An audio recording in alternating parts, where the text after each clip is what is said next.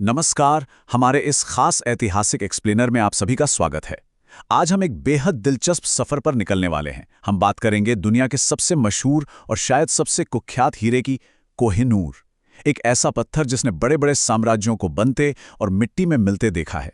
एक इतिहासकार के नजरिए से आज हम किंवदंतियों के बाहर निकलकर सीधे तथ्यों और ऐतिहासिक दस्तावेजों की बात करेंगे। तो चलिए बिना किसी देरी के इसमें गोता लगाते हैं। साल 1526। मुगल साम्राज्य के संस्थापक सम्राट बाबर ने जब पहली बार इस हीरे को देखा तो अपने संस्मरण बाबरनामा में लिखा कि इसकी कीमत इतनी है कि पूरी दुनिया को एक दिन का भोजन कराया जा सके। सोचिए जरा, ये कोई कोरी कल्पना या अतिशयोक्ति नहीं थी। ये उस समय दुनिया में इस रत्न के रुतबे का एक प्राथमिक स्रोत मूल्यांकन है। इससे हमें साफ पता चलता है कि इतिहास में इस एक पत्थर की अहमियत आखिर कितनी ज्यादा थी। हमारे आज के इस सफर का रोड मैप कुछ इस तरह रहेगा। 1. काकतीय राजवंश में उत्पत्ति। 2. मुगल और मयूर सिंहासन। 3. कुख्यात पगड़ी विनिमय। 4. सिख साम्राज्य का युग। 5. ब्रिटिश विलय और संधि। और 6. आखिरी कट और श्राप। ये वो पूरा सफर है जो इस ऐतिहासिक कलाकृति के जीवन चक्र को समझने में हमारी मदद करेगा।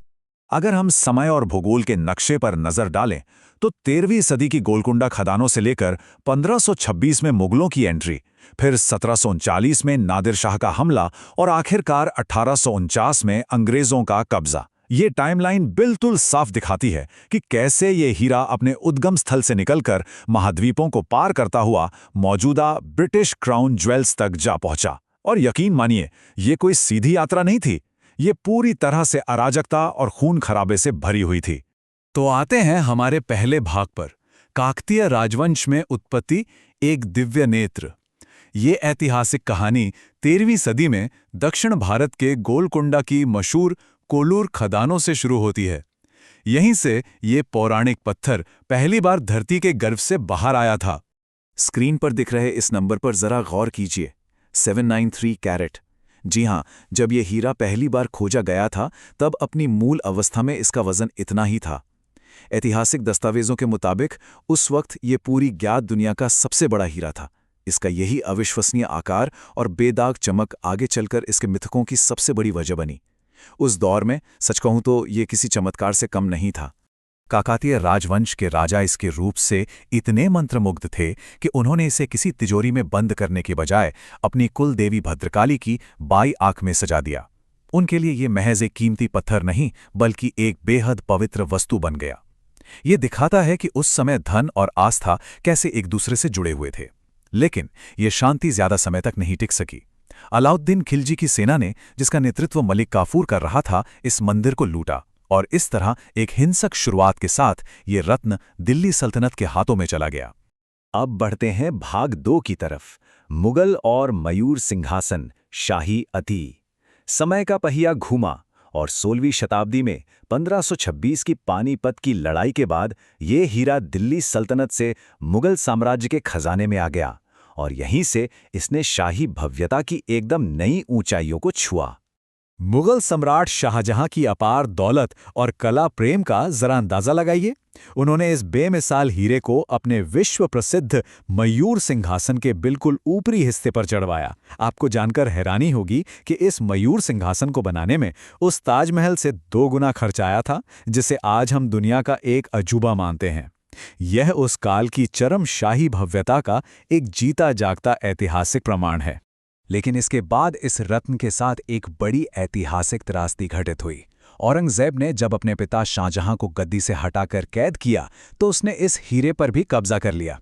इसकी चमक और बढ़ाने के लिए उसने एक जौहरी को काम पर रखा, लेकिन यह फैसला एक बहुत बड़ी भूल साबित हुआ। इस विनाशकारी कटाई ने गलती से इस अमूल्य रत्न का आकार 793 कैरेट से घटाकर सीधे 186 कैरेट कर दिया। एक कला और इतिहास प्रेमी होने के नाते इतने बड़े ऐतिहासिक नुकसान के बारे में सोचना भी सच में काफी दुखद लगता है।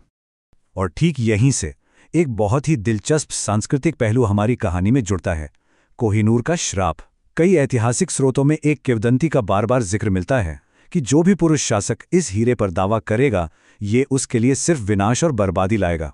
जैसे जैसे भव्य मुगल साम्राज्य अपने पतन की ओर बढ़ने लगा, ये मिथक लोगों के जहन और इतिहास के पन्नों में अपनी जड़ें और भी मजबूत करता चला गया। भाग 3, कुख्यात पगड़ी की अदला बदली, एक चालाक चोरी। चलिए चलते हैं साल 1739 में।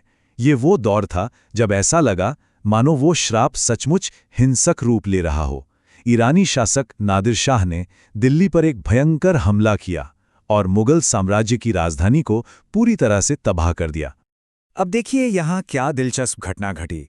नादिर शाह को अपने गुप्तचरों से पता चल चुका था कि तत्कालीन मुगल सम्राट मोहम्मद शाह रंगीला ने उस बेशकीमती हीरे को अपनी पगड़ी के अंदर छिपा रखा है। तो नादिर शाह ने एक बड़ी ही चालाकी भरी चाल चली। उसने जीत और शांति का जश्न मनाने के बहाने एक पुरानी पूर्वी परंपरा का हवाला देकर मित्रतापूर्ण तरीके से पगड़ी बदलने का प्रस्ताव रखा। सम्राट रंगीला के पास मना करने का कोई विकल्प ही नहीं था।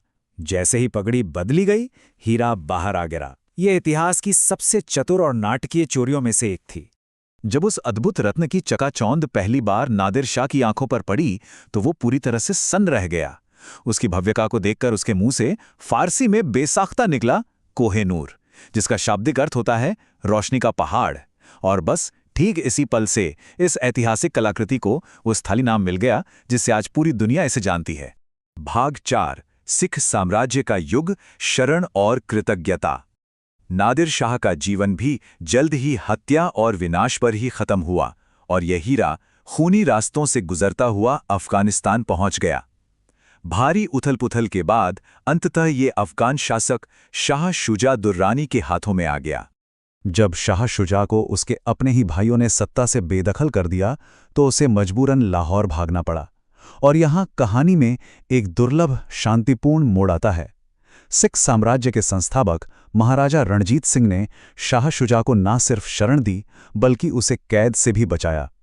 इस गहरी कृतज्ञता के प्रतीक के तौर पर शाह शुजा की पत्नी ने कोहिनूर महाराजा रणजीत सिंह को भेंट कर दिया। महाराजा ने इस हीरे को इतना संजोया कि वे इसे महज किसी तिजोरी में बंद करके नहीं रखते थे, बल्कि त्योहारों में और यहाँ तक कि युद्ध के मैदान में भी इसे अपनी भुजा पर बांध कर जाते थे। भाग 5, ब्रिटिश विलय और संधि, लाहौर का पतन। शेरे पंजाब महाराजा रणजीत सिंह के निधन के बाद वो शक्तिशाली सिख साम्राज्य हिंसक अराजकता और गुटबाजी का शिकार हो गया। एक के बाद एक उत्तराधिकारियों की तेजी से हत्याएं होने लगीं। ये दौर साम्राज्य के लिए बेहद अस्थिर और विनाशकारी साबित हुआ। ईस्ट इंडिया कंपनी ने इस भारी राजनीतिक अस्थिरता का पूरा फायदा उठाया। अंततः सिखों को हराकर 1849 की लाहौर की संधि थोपी गई। ऐतिहासिक तथ्य यहां बड़ी बेबाकी से कहानी बयां करते हैं। महज 11 साल के बाल महाराजा दलीप सिंह को अंग्रेजों ने एक संधि पर हस्ताक्षर करने के लिए मजबूर किया। इस संधि में पंजाब के विलय के साथ साथ साफ तौर पर यह लिखा था कि यह ऐतिहासिक हीरा महारानी विक्टोरिया को सौंपा जाएगा। अब हम अपने एक्सप्लेनर के अंतिम अध्याय पर आ गए हैं। भाग 6, आखिरी कट और श्राप, एक घटती हुई विरासत। 1850 के दशक में भारी सुरक्षा और बहुत ज्यादा गोपनीयता के बीच इस हीरे को समुद्री रास्ते से ब्रिटेन भेजा गया। लेकिन वहां एक बड़ी ही चौंकाने वाली बात हुई। जब इसे एक विशाल प्रदर्शनी में पहली बार ब्रिटिश जनता के सामने रखा गया तो लोग इसके नीरस और फीके रूप को देखकर सच में बहुत निराश हुए। वे जिस रोशनी के पहाड़ की उम्मीद कर रहे थे, ये वैसा बिल्कुल नहीं चमक रहा था। लोगों की उस निराशा को दूर करने और इसे रानी के ताज के लिए और अधिक चमकदार बनाने के मकसद से महारानी विक्टोरिया ने एक काफी कठोर फैसला लिया। उन्होंने इसे आधुनिक यूरोपीय शैली में फिर से तराशने का आदेश दे दिया। 38 दिनों तक चली इस दर्दनाक प्रक्रिया ने इसके कैरेट वजन को और भी घटा दिया और यह अंतिम रूप से मात्र 105.6 कैरेट का रह गया। जरा सोचिए, 793 कैरेट से शुरू होकर यह हीरा अब अपने मूल ऐतिहासिक आकार की महज एक परछाई भर रह गया था। चलिए, हमने शुरुआत में जिस श्राप की बात की थी, जरा इस ऐतिहासिक डेटा के जरिए उसका विश्लेषण करते हैं। स्क्रीन पर देखिए, नादिर शाह अपने ही अंगरक्षकों के हाथों मारा गया। शाह शुजा सत्ता से बेदखल हुआ और मारा गया। सिख उत्तराधिकारी अराजकता और खून खराबे में मारे गए। ऐतिहासिक रिकॉर्ड बड़ी बेबाकी से हमें दिखाते हैं कि कैसे इस हीरे के लगभग हर पुरुष मालिक का अंत बेहद विनाशकारी और हिंसक रहा। ये डेटा उस पुराने अंधविश्वास को एक भयानक ऐतिहासिक प्रामाणिकता दे देता है। इतिहास के इन खूनी पन्नों और इस श्राप के मिथक ने ब्रिटिश प्रतिष्ठान पर भी इतना गहरा असर डाला कि उन्होंने इसे बहुत गंभीरता से लिया। उन्होंने बाकायदा एक सख्त परंपरा और शाही फरमान लागू कर दिया कि कोहिनूर को केवल राजघराने की महिलाओं द्वारा ही पहना जा सकता है। और आपको बता दूं, ये एक ऐसा नियम है जो आज भी कायम है। कोई भी ब्रिटिश राजा इसे नहीं पहनता, केवल महारानी या उनकी पत्नियां ही इसे धारण कर सकती हैं। और ये सब हमें इस अंतिम और बहुत ही महत्वपूर्ण सवाल पर लाकर खड़ा करता है। क्या कोहिनूर उन अलग अलग राजमुकुटों की संपत्ति है जिन्होंने ताकत से या संधियों से इस पर दावा किया, या फिर ये उस विशाल इतिहास और उन संस्कृतियों का हिस्सा है जिन्होंने इसके अतीत को गढ़ा? देखिए, ये महज एक चमचमाता पत्थर नहीं है। ये एक ऐसा खामोश गवाह है जिसने सदियों तक साम्राज्यों को उठते और फिर राख में मिलते देखा है। इसके इस खूनी और जटिल इतिहास पर जरूर विचार कीजिएगा।